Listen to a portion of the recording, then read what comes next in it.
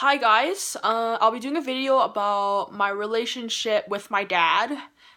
Okay, so when I was a kid, I always saw my dad as the fun dad. And I remember as early back as when I was 3 or 4 years old, my dad used to put me on his legs, and he would use his legs to push to lift me up and down. I remember that.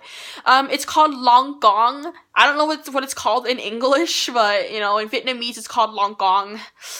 And I remember going on the tour with my dad, and I remember making me pasta, and oh my god, and his barbecue chicken is so good too.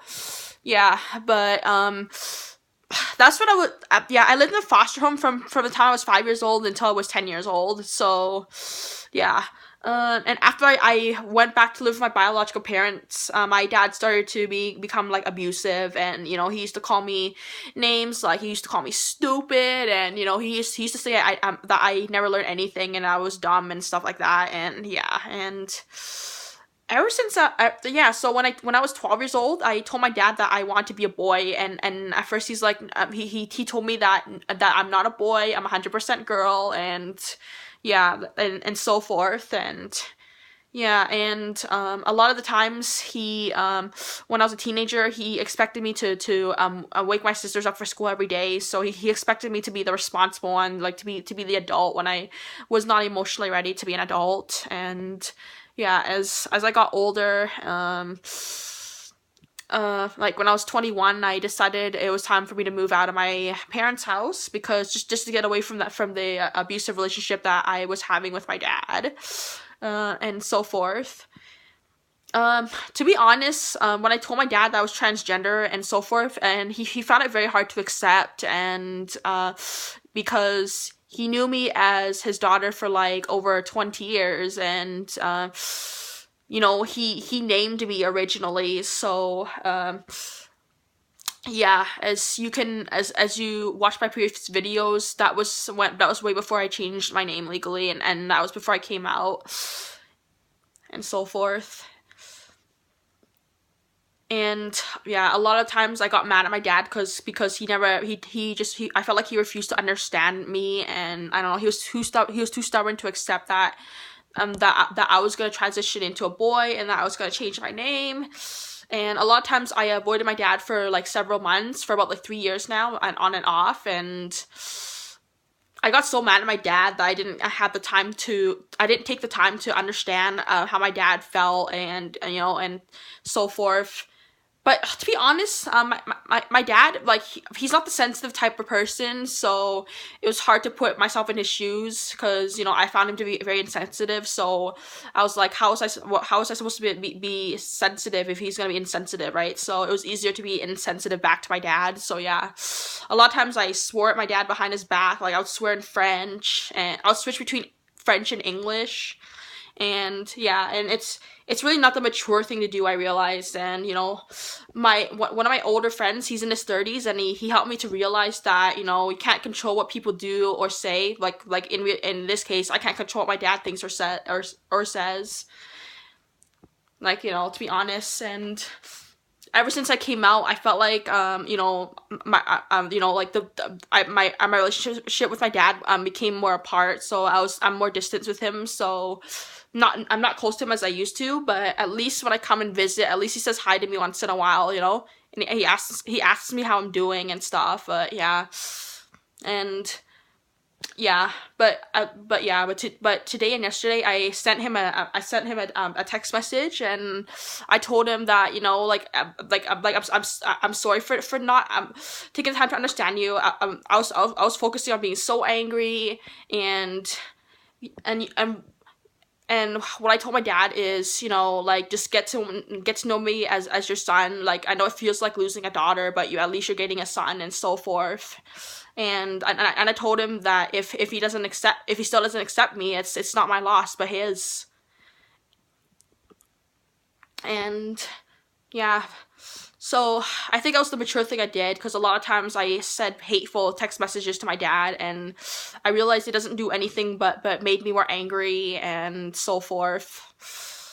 And yeah, Anyways, those of you guys who have those issues, it's very hard to deal with, and sometimes it's like, a lot of times it's very easy to get angry at them just because they don't accept you for who you are. Like, for example, let's say you tell your parents that you're gay, and one of your parents or both of your parents does not accept you, and you feel ashamed of yourself. Like, let me tell you this: those people, transgender, gay, lesbian, bisexual, and etc., who don't have anyone support them, have a high risk of committing suicide. So it's very important for parents to support your kids no matter what. It doesn't matter whether they're LGBTQ or not, and it doesn't matter if they have a disability and so forth. Like, you should learn how to support your kids. To be honest, I find that in society, as children, we grow up learning that there's no gender variant. There's only binary gender. There's only male and there's only female. There's only a man. There's only a woman, and that's it.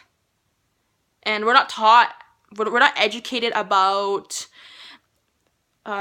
gender non-conforming people, and we're also not educated about people being transgender, and also, like, I find that in biology in grade school, we're only taught about the normal male and female sex anatomy. We're not taught so much about intersex.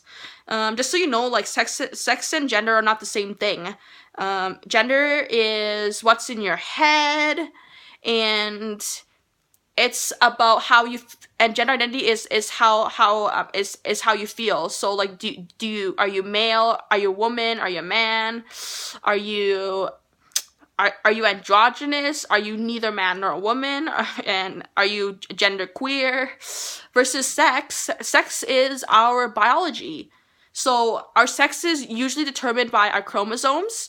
So usually if you have an X chromosome and a Y chromosome, you're going to develop as a male, usually. If you have two X chromosomes, you're going to develop as a female. However, there are exceptions. If you have an X and a Y chromosome, and the S or Y gene is missing from the Y chromosome, you're going to develop as an XY female. So yeah. And on the other hand, if you have a XX karyotype, for example, and your SRY gene is accidentally translocated onto one of the X chromosomes, you can develop as an XX male.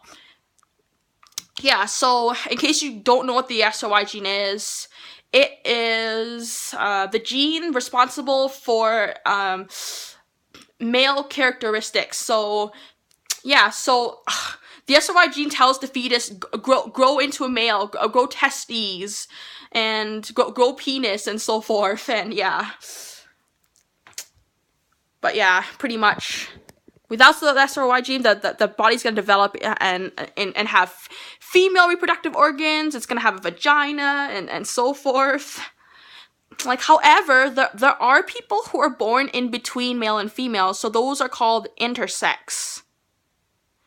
And they basically do not have the anatomy of a typical male or a typical female.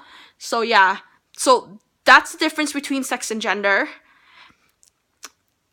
And I really feel that people need to be educated about this, so that way it's not too foreign to them. And most of us in this society do not know what transgender is, and they don't know what transsexual is, and they don't know what intersex is.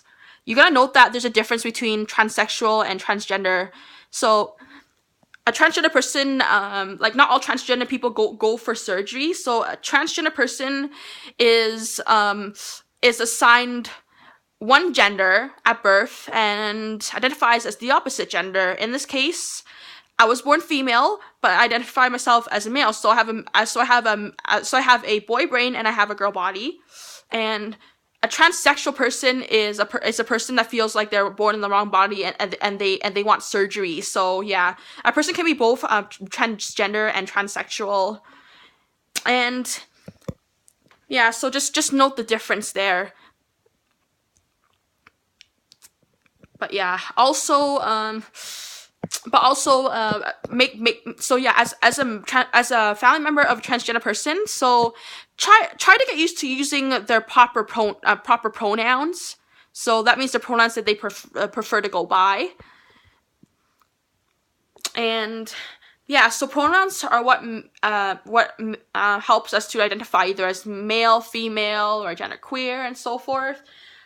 And yeah, so anyways, that's my video for today, and yeah, I'll see you guys next time. Bye.